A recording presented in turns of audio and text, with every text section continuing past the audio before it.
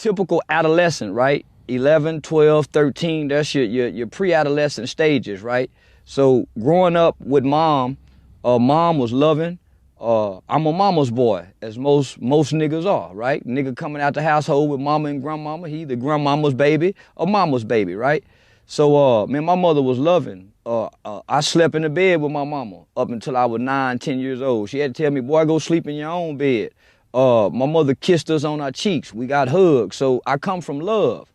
But when I began to run away from home, it's because I had got exposed to the street shit, right? I had got exposed to the older guys. My brother had started getting in trouble. So I didn't want to follow mom's rules. I didn't want to come in the house at 8 o'clock.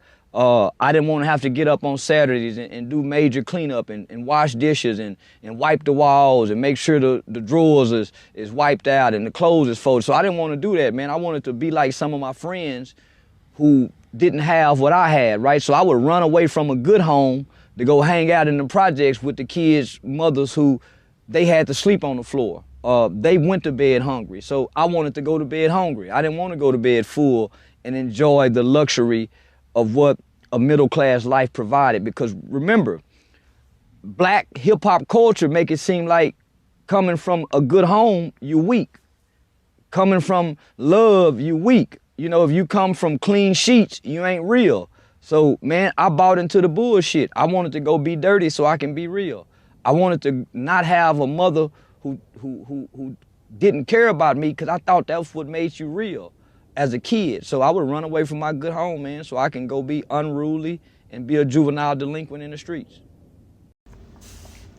Hey, man, shout outs to Charleston White, community outreach specialist, youth advocate, and I appreciate him for being powerfully vulnerable.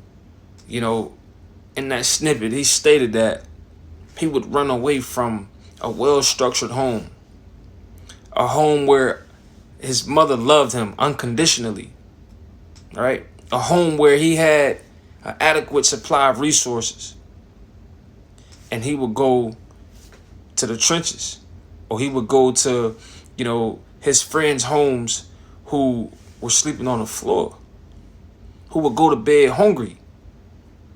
And he would rather be over there than comfortable because that was deemed real. And he wanted to be deemed real.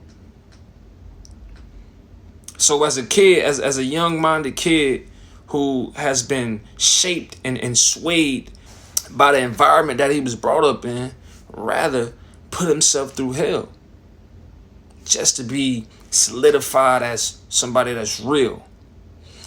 And I like how Charleston, he kind of threw in hip-hop culture.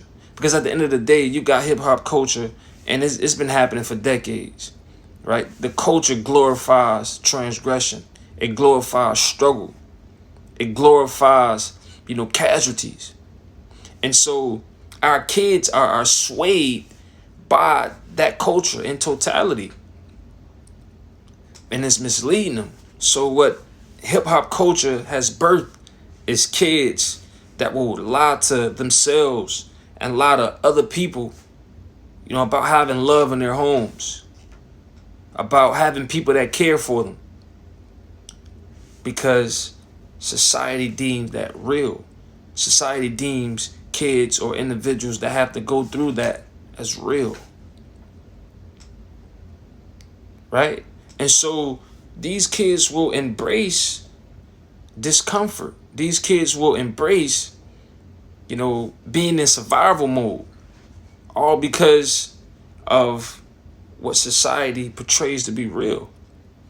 I don't get it, but then again, I do, because these kids, they don't have examples of what successful black men should be doing in these communities. The only examples that they got are individuals that play football, individuals that sell drugs, or individuals that engage in life of transgression to, gain their resources or gain their money supply. That's the examples that they got. And so our community leaders, or, our black men who are in a high social status, right? We need to come back to our communities and give these kids a context shift, allow them to be exposed to a lot of different things.